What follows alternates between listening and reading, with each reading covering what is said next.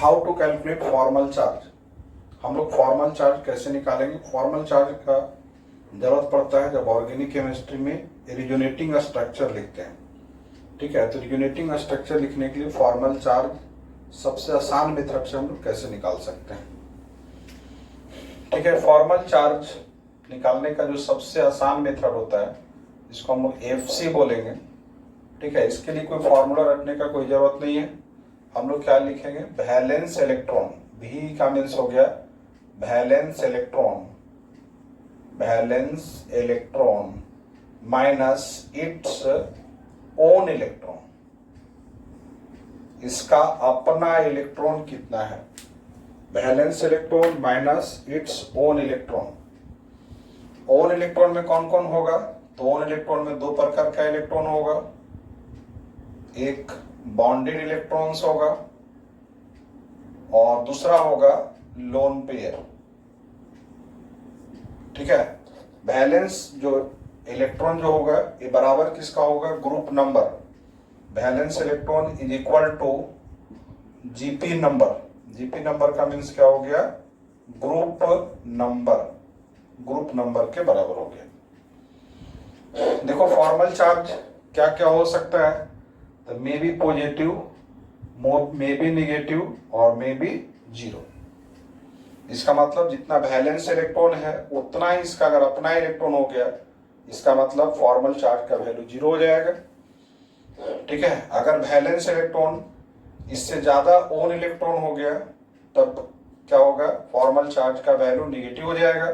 और valence electron से कम हो गया अगर इसका अपना इलेक्ट्रॉन, ओन इलेक्ट्रॉन, तब क्या हो जाएगा, फॉर्मल चार्ज का वैल्यू पॉजिटिव हो जाएगा। फॉर एग्जांपल ग्रुप नंबर हम लोग देखेंगे, तो ग्रुप नंबर से हम लोग डिसाइड कर लेंगे। जैसे ऑक्सीजन दिया हुआ है तो ऑक्सीजन का ग्रुप नंबर कितना होगा, तो ऑक्सीजन का ग्रुप नंबर होगा 6 है।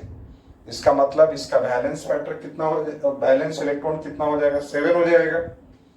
अगर हमारे पास नाइट्रोजन दिया हुआ है, ठीक है, 5th है, इसका जो वैलेंस इलेक्ट्रॉन का वैल्यू होगा तो इसका वैलेंस इलेक्ट्रॉन 6 और इसका वैलेंस इलेक्ट्रॉन का वैल्यू देखेंगे 5। ठीक है, अगर हमारे पास दिया हुआ है हेलोजन दिया हुआ है, ठीक है, कोई भी हेलोजन ग्रुप दिया हुआ है, उसका कोई भी एलिमेंट दिया हुआ है तो इसका कितना 7th है, ये कितना हो जाएगा 7 हो जाएगा। तो हम लोग काफी आसानी से पता कर सकते हैं कि कितना होगा वैलेंस इलेक्ट्रॉन, कितना हो जाएगा ये निकाल लेंगे वैलेंस इलेक्ट्रॉन और उसके बाद इसका अपना इलेक्ट्रॉन कितना होगा वहां से कैलकुलेट कर लेंगे। फॉर एग्जांपल अगर हमारे पास देखो CH3OH दिया हुआ है और इसमें ऑक्सीजन में लोन पेयर कितना होता है, 2। ऑक्सीजन में लोन पेयर का वैल्यू 2 होगा। अब सबका निकालो हाइड्रोजन का। देखो हाइड्रोजन फर्स्ट ग्रुप का है, इसका फॉर्मल चार्ज निकाला जाए तो ग्रुप नंबर इसका 1 हो जाएगा, वैलेंस इलेक्ट्रॉन 1 है और एक ही इलेक्ट्रॉन यूज हो रहा है, एक बॉन्ड में एक ही इलेक्ट्रॉन यूज होता है। इसका मतलब क्या हुआ कि 1 - 1 0, इस पर कोई फॉर्मल चार्ज नहीं होगा। ऑक्सीजन का देखो, ठीक है, तो ऑक्सीजन में देखो इसका ग्रुप नंबर कितना है, 6 है और इसका अपना इलेक्ट्रॉन कितना है, 2 बॉन्ड बनाए हुए हैं। ये ध्यान रखना कि अगर एक बॉन्ड बना हुआ है तो इसमें अपना इलेक्ट्रॉन कितना होगा, 1 इलेक्ट्रॉन हो जाएगा। 2 बॉन्ड बना हुआ है तो अपना इलेक्ट्रॉन 2 हो जाएगा और 3 बॉन्ड बना हुआ है तो अपना इलेक्ट्रॉन 3 हो जाएगा। तो यहाँ पर 1 बॉन्ड बना हुआ है, इसका अपना इलेक्ट्रॉन 1, इधर भी 1 बॉन्ड बना हुआ और 2 लोन पेयर है, इसका मतलब 4 इलेक्ट्रॉन यहाँ पर हो गया और एक इधर 6। तो ऑक्सीजन का फॉर्मल चार्ज का वैल्यू कितना हो जाएगा, 0 हो जाएगा। अब यहीं पर देखो अगर हम लोग इसको H+ से रिएक्ट करा दिए, H+ के साथ रिएक्ट करने के बाद क्या हो जाएगा, प्रोटोनेटेड अल्कोहल का फॉर्मेशन हो जाएगा। प्रोटोनेटेड अल्कोहल, यहाँ पर हाइड्रोजन के पास 1 इलेक्ट्रॉन होता है और H+ है, इसका मतलब अब इसके पास कोई इलेक्ट्रॉन नहीं है, बॉन्ड का फॉर्मेशन हो गया। तो बॉन्ड का फॉर्मेशन हो गया, अब इसके पास एक ही लोन पेयर है। तो पूछा जाए कि यहाँ पर फॉर्मल चार्ज कितना मिलेगा, निकाल सकते हो। इसका फॉर्मल चार्ज निकाल के देखो, तो फॉर्मल चार्ज अगर निकालेंगे तो ऑक्सीजन, इसका वैलेंस इलेक्ट्रॉन कितना है, 6 है, इसका अपना इलेक्ट्रॉन देखो 1 2 3 हो गया और 2 इलेक्ट्रॉन 5 इज इक्वल टू कितना हो जाएगा, +1। तो इस formal charge is equal to कितना हो जाएगा, +1 हो जाएगा। तो ऐसा हम लोग कहीं भी निकाल सकते हैं फॉर्मल चार्ज का वैल्यू। इसके लिए कोई भी फॉर्मूला रटने का जरूरत नहीं, जो बुक में गिवन होगा। बस केवल ध्यान ही देना है कि जितना वैलेंस इलेक्ट्रॉन होगा उसमें इसका अपना इलेक्ट्रॉन कितना है वो निकाल लेंगे और वहां से हम लोग कैलकुलेट कर सकते हैं।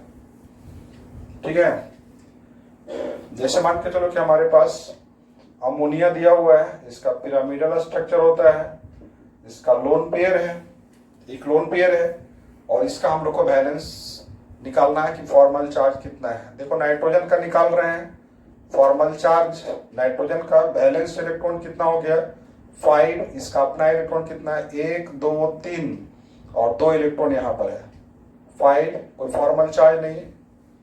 यहां से देखो हाइड्रोजन में निकाल लो, तो हाइड्रोजन में फॉर्मल चार्ज निकालेंगे 1 और एक ही इलेक्ट्रॉन अपना इसका 1 = 0।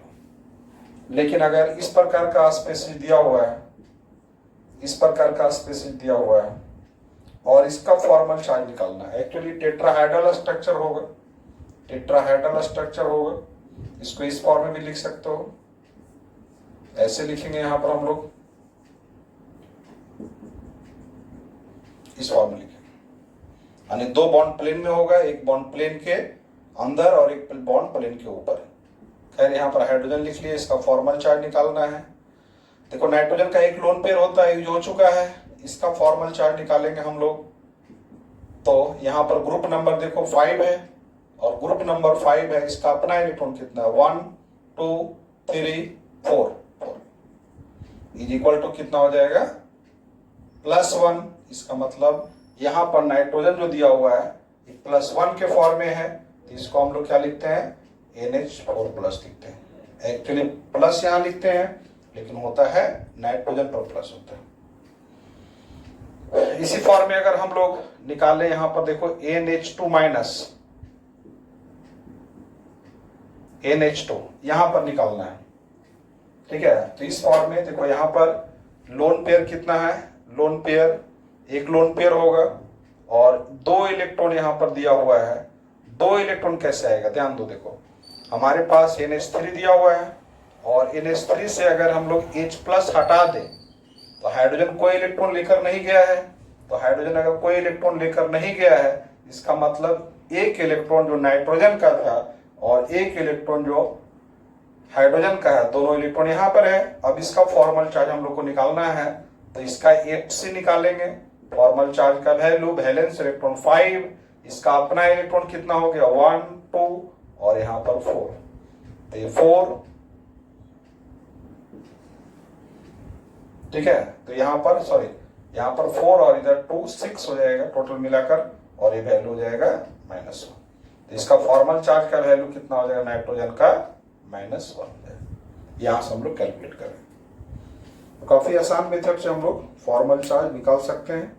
इसके लिए कोई फार्मूला जो दिया हुआ है उसको रखने का कोई रिक्वायरमेंट नहीं है, बस इतना ध्यान रखना है कि वैलेंस इलेक्ट्रॉन कितना होगा माइनस इट्स ओन इलेक्ट्रॉन कितना होगा। ओन इलेक्ट्रॉन में क्या होगा, जो बॉन्ड बनाएगा वो इलेक्ट्रॉन होगा, प्लस जो उसका अनशेयर्ड पेयर ऑफ इलेक्ट्रॉन होगा। अनशेयर्ड पेयर ऑफ इलेक्ट्रॉन का मतलब लोन पेयर। लोन पेयर कैसे डिसाइड करेंगे, तो देखो ऑर्गेनिक केमिस्ट्री में लोन पेयर डिसाइड करना काफी आसान होता है, क्योंकि और बॉन्ड कितना बनेगा ये भी फिक्स होता है। जैसे हेलोजन दिया हुआ रहेगा तो मोस्टली केस में 1 ही बॉन्ड का फॉर्मेशन होगा। अगर एक्स्ट्रा बॉन्ड का फॉर्मेशन हो रहा है, इसका मतलब लोन पेयर के चलते बॉन्ड का फॉर्मेशन हो रहा है। ठीक है, और जो ग्रुप नंबर होगा तो ग्रुप नंबर उसका 1 दिया हुआ है, एक बॉन्ड बनाएगा और लोन पेयर 3 हो जाएगा। ऑक्सीजन रहेगा तो वहां पर जनरली कितना होगा, 2 बॉन्ड बनेगा और 2 बॉन्ड बनने का और ग्रुप नंबर उसका 6 है, इसका मतलब 2 लोन पेयर होगा। नाइट्रोजन वाले ग्रुप का होगा तो नाइट्रोजन में 3 बॉन्ड बनेगा और 3 बॉन्ड बनने के बाद एक लोन पेयर आ जाएगा। ठीक है, तो 3 बॉन्ड होगा, एक लोन पेयर होगा। हालांकि इनऑर्गेनिक में हेलोजन के साथ एक से ज्यादा ही बॉन्ड बनता है। ठीक है, तो वहां पर भी हम लोग ध्यान रखें कि एक से ज्यादा बॉन्ड बनेगा। लेकिन ऑर्गेनिक केमिस्ट्री में अगर बनाना होगा तो ऑर्गेनिक केमिस्ट्री में नाइट्रोजन में 3 बॉन्ड बनाएंगे, जब तक हम लोग फॉर्मल चार्ट डेवलप नहीं कर लेते हैं। फॉर्मल चार्ट अगर डेवलप करते हैं तो वहां पर bond due to lone pair बनेगा, लोन पेयर के एक्सपेंस पर बॉन्ड का फॉर्मेशन होगा। ठीक है, थैंक यू।